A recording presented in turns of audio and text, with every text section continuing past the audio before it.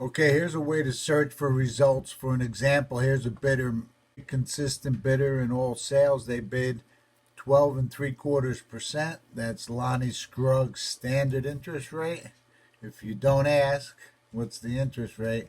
You can see these are all their winning bids, and they're all 12.75%. The red flags are bankruptcies. They bid on vacant land, homestead properties, everything at, you guessed it, 12.75%.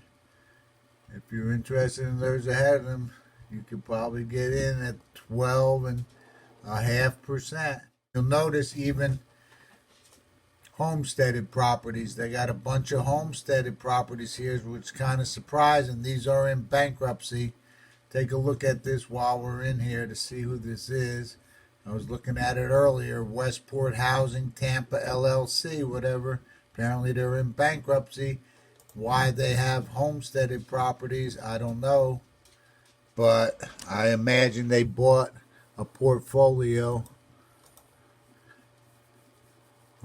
How could it be if it was homesteaded? But amazingly, some of the homesteaded ones I missed out on, so I go and check what the difference is. Seems like these are some that I would like. It's got a homestead. It's got a certificate outstanding, but other than that, that's not a bad. The assess rate is very low, so they don't care. They buy everything.